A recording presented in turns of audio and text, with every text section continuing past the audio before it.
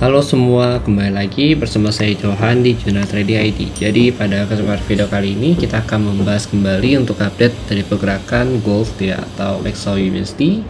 Dan ya saya baru sempat rekaman karena memang kurang enak badan, pegel-pegel nih badan rasanya ya. Oke, jadi ini nggak apa-apa, kita lihat dulu untuk gold. Memang kemarin itu tingkat volatility cukup tinggi ya, dan luar biasa sekali. Dia sempat turun ke 2011 ya. Ini dia sudah cukup malam ya, dia turun ini jam berapa ini jam 2.15 ya dia turun ya, kemudian lanjut naik dan saat ini di 2016 gitu.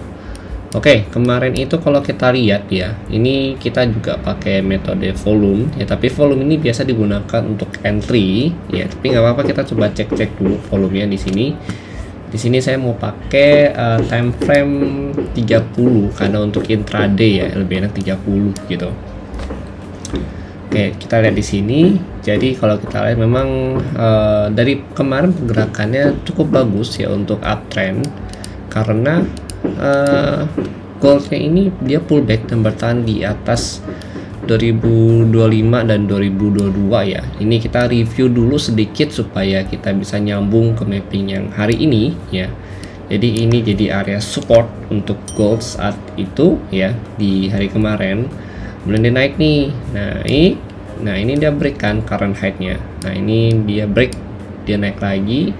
Nah berarti si current height ini yang kemarin itu beserta dengan area pivot ya di 28 ya sampai 30, ini jadi area supportnya nih, karena kan sudah di breakout ya oleh harga gitu.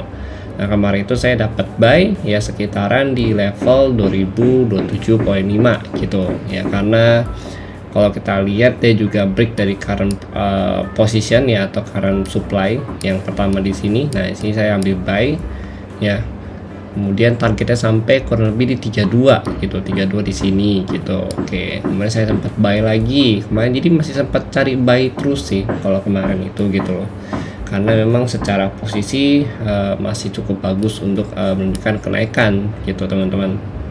Nah ternyata kalau kita lihat di sini ya, di sisi lain kenapa kita ambil buy ya, karena posisinya salah, bentar, ini DXY gitu ya.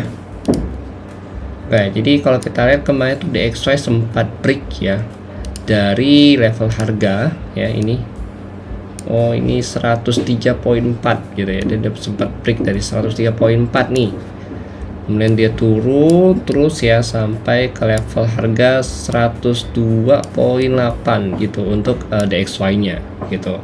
Nah ini DXY pullback lagi dari area supportnya ya, di sini naik lagi dan saat ini dia sedang berada di area 103. Dia tes lagi nih ke area 103 nya gitu. Kalau kita kecilin ya untuk si DXY ini, oke kita coba 4 jam deh.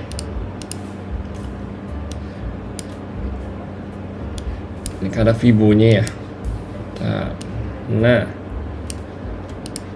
supaya nggak terlalu besar ya. Oke, nah ini kalau kita lihat untuk saat ini pun si DXY masih pullback ya di area yang sempat kita bahas juga di sini, cuma dia belum sempat nih nutup gapnya gitu.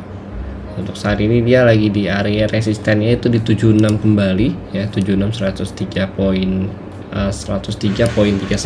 ya di sini. Nah ini kalau kita lihat selama dia belum bisa break ke atas ya, artinya dia masih melanjutkan penurunan kembali ke bawah ya ke 61.8 gitu. Nah kenapa sih DXY ini kok bisa naik gitu? Oke, karena posisinya itu ada news teman-teman. Oke, itu ada news, dan ini kalau kita lihat untuk newsnya pun yang kemarin itu hasilnya bagus untuk DXY gitu. Jadinya ya si DXY ini mengalami kenaikan gitu. Oke, jadi kemarin tuh hijau semua gitu ya teman-teman ya, dari 47.9 naik untuk manufacturingnya yaitu naik ke 50.3. Kemudian global service-nya itu dari 51 naik ke 52,9 gitu. Jadi ini memang pengaruhnya cukup besar gitu, dan perubahan angkanya pun cukup signifikan gitu teman-teman. Kenapa sih manufacturing-nya bisa bagus ya? Karena kalau kita lihat dari hasil tenaga kerjanya udah bagus ya, penjualannya juga udah bagus ya, otomatis manufacturing ya ini juga pasti bagus juga gitu. Jadi memang pengaruh nih gitu loh dari hasil news yang kemarin, minggu-minggu kemarin gitu. Jadi memang cycle lah, itu cycle selama 1 bulan gitu teman-teman. Oke, untuk yang news minggu ini, hari ini ya, hari ini itu ada cordlable ya, goods order di sini dari USD di jam 20.30 ya. Ini kalau dilihat sih hasilnya kurang bagus juga gitu loh ya, tapi kan tetap aja gitu yang kita bilang ya, previous harus dibandingkan dengan actual nanti bagaimana gitu ya. Jadi kalau dilihat dari forecast ya untuk saat ini yang di sini ya, itu memang negatif ya kalau kita lihat. Kemudian hari ini spesial, ada GDP ya, ada GDP nih di jam 20.30 juga gitu. GDP nya ini dari 4,9 ya, dia turun nih, GDP nya nih turun ke 2,0 diprediksi gitu, dan ini negatif. Oke, kemudian di jam 20.30 juga sama, ini ada inertial jobless claim ya, dari 187 ya ke 200. Wah, jobless claimnya kenapa jadi banyak sekali gitu loh ya, ini negatif juga. Dan kalau kita lihat lagi di jam 10 malam ya, ini ada 590 dari new home sales ya, yang sebelumnya 590 naik nih penjualannya ke 645. Nah ini positif untuk DXY gitu. Tapi kalau kita lihat memang pengaruh ya dari 3 news awal ya, ini sangat luar biasa ini kalau memang betul hasilnya di bawah previous yang kemarin gitu, pasti hasilnya negatif juga gitu kan gitu loh. Paling ini cuma bisa ngangkat dikit doang gitu ya. Jadi ini hari yang cukup penting ya untuk USD, karena ada report dari GDP untuk Asia kuartal 4 gitu teman-teman. Nah hasilnya bagaimana? Oke, kalau kita lihat dari forecast ya, dari forecast nih, ini kan negatif ya kalau dari forecastnya gitu. Nah itu kalau kita memang betul kejadian itu adalah negatif pada saat reportnya, maka untuk DXY ini dia belum akan break dari 76.4 gitu, dan dia ini kan kembali nih, ini kan breakout zone dia ya, dari tes untuk turun ya, bisa turun di bawah 50 nih gitu loh, bisa turun ke 50 kembali ya, paling dekat 61.8 kembali, dan paling jauh di 50 nih di 102.43 kembali gitu teman-teman menurunannya ya gitu loh. Tapi kalau misalkan hasil report GDP-nya malah bagus ya, maka dia bisa break dari 76.4 ya. Ini skenario 2 nih ya, kalau misalkan bagus di luar efek ekspektasi pasar gitu kan, maka 76.4 di breakout ya, DXY lanjut nih naik ke 103.8 ya, sampai tertingginya itu di sini ya, di angka 100% ya, itu di 104.25 itu teman-teman. Nah ini adalah skenario 2. Skenario 1 ini yang pertama gitu. Kenapa? Karena kalau kita lihat di sini memang yang pertama kali diekspektasikan oleh pasar itu adalah jelek gitu. Makanya kita pakai skenario pertama itu adalah DXY turun gitu loh. Ya, oke. Nanti kalau kita lihat memang dari kemarin juga ya, di kuartal 3 di akhir punya ya, ini 4,9 gitu. Ya ini yang kuartal 4 nih. Ya, masa forecast bisa ke 2,1 gitu. Ya, tapi let's see aja nanti bagaimana ya. Soalnya dia itu mulai bagus itu di kuartal 3 gitu kan. Seharusnya kuartal 4 ini juga ada perkembangan gitu. Ya, gitu loh teman-teman. Oke. Jadi let's see aja nanti bagaimana. Kalau saya lihat sih memang potensinya itu adalah di atas forecast gitu loh. Di atas forecast gitu. Di atas 2.0 gitu. Mungkin bisa di bawah previous atau sama dengan previous ya. Tapi di atas forecast gitu. Itu kalau di dalam pandangan saya gitu loh. Soalnya kan ekonomi Amerika juga udah bangkit gitu loh kan. Ekonomi Amerika juga udah mulai jalan kembali gitu kalau kita lihat gitu kan. Nah itu ya kenapa saya bilang di atas forecast ya, kemungkinannya di atas forecast tapi di bawah previous gitu, itu bisa gitu, atau di atas previous di atas forecast itu juga bisa, tapi saya masih coba ambil kesimpulan dulu kalau di atas forecast ya dan di bawah previous gitu. Tapi let's see aja nanti bagaimana lah, pokoknya ini apa ya, kita lihat data akhirnya itu bagaimana pas keluar gitu ya teman-teman ya. Oke lanjut, sekarang kita mau bahas gold ya. Oke, kemudian kita lihat lagi nih ya, memang untuk technically ya dia belum bisa break dari level harga 2035 ya. Sini 1, terus 2, terus ini 3 gitu ya. Ini dia belum bisa break nih, artinya ini jadi area resisten yang cukup kuat untuk gold saat ini gitu. Oke, kemudian kita lihat lagi. Nah ini untuk level area pivot ya. Untuk pivot level itu dia di level harga kurang lebih di 2020 gitu untuk saat ini. Nah ini kita perlu remove dulu nih supaya lebih clear pergerakannya. Oke, ini kita lepas dulu. Kita lepas. Nah, ini kita biarin nih di sini. Itu sama support yang di bawah kita biarkan dulu. Nah, ini kita ambil langsung ke area pivot level gitu.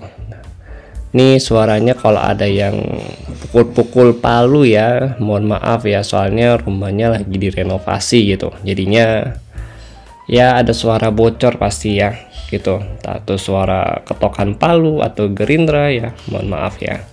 Tapi setidaknya saya usahakan untuk suaranya ini ya saya ngomong itu jelas gitu loh. Oke, jadi patokan kita untuk hari ini adalah pivot level ya. Selama dia masih berada di bawah pivot level ya, kita masih fokuskan ini untuk sell point ya, karena pivot level ini bisa jadi area resisten ya untuk gold ini sendiri gitu. Lalu kemudian kalau kita perhatikan juga ya, range pivot level ini cukup lebar ya, mulai dari 2016 ya, 2017 ya sampai 2023 gitu ya. Tapi yang perlu kita perhatikan untuk saat ini adalah di level harga 2020 gitu teman-teman. 2020 artinya 2020 sampai 2023 ya, ini jadi resisten yang saya perhatikan untuk hari ini gitu. Karena kan kalau kita lihat ya, kalau kita tarik garis ya nih, nah oke, nah ini dia kalau kita lihat memang dia lebih condong reject, yaitu banyaknya di 2020 teman-teman ya. Maka dari itu yang perlu kita perhatikan adalah 2020 nya terlebih dahulu ya gitu teman-teman. Oke, nah ini lanjut lagi ya, ini dia perlu reject dan kita bisa nih sebenarnya untuk cari area buy. Nah kita mau bahas dulu nih area buy zone. Buy zone pertama kita masih di 2013 sampai 2009 ya. Kemudian buy zone kedua itu ada di 2004 ya, 2004 sampai 2001. Dan yang ketiga itu untuk saat ini sih belum ya, yang ketiga ya. Tapi kalau kita lihat dari sini untuk yang ketiga kita bisa jadiin patokan di level harga 1995 gitu. Ini untuk buy zone yang ketiga gitu teman-teman, 1995 sampai 1980 lah, 1990 gitu. Oke, itu untuk buy zone. Sell zone di mana? Sell zone yang pertama di 2020 sampai 2023 ya. Kemudian yang kedua itu di level harga 2000 berapa ini? 2028 ya. Ya 2028 sampai kurang lebih di 32 gitu. Tapi saya nggak gitu struck sih dengan area 28 ini gitu, karena sering ditembus sama harga gitu. Walaupun dia ada resisten ya atau tahanan, tapi tahanannya ini cukup riskan gitu.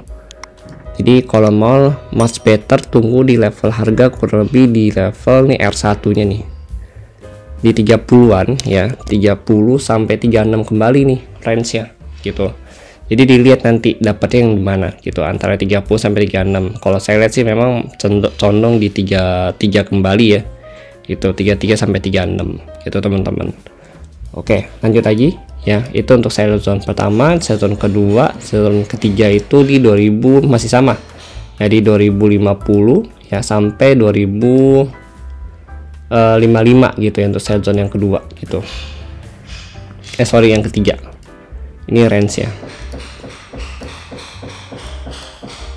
Oke ya, range itu dari sini. Nah ini dia. Oke, jadi itu ya untuk sell zone sama buy zone hari ini gitu. Tapi ya perlu kalian lihat lagi ya, karena hari ini ada news yang cukup penting ya. Usahakan pada saat news kalian sudah tidak ada open posisi baru lagi gitu. Kalau misalkan kalian sudah open posisi sebelum news dan masih ada floatingan ya, harap gunakan SL kalau misalkan masih floating minus ya, atau pada saat sudah floating profit ya gunakan SL plus gitu teman-teman. Karena kalau news ya itu di luar technically, pasti ngikutnya itu adalah sentiment market gitu. Oke. Jadi mungkin sekian dari saya untuk hari ini ya. Terima kasih untuk kalian sudah nonton dan semoga suara jelas ya. Sekali lagi mohon maaf kalau ada suara paku atau palu gerindra segala macam, karena lagi direnov rumah saya, makanya ini juga jadi penyebab kenapa rekamannya agak siang gitu. Oke, terima kasih dan sampai jumpa pada video berikutnya.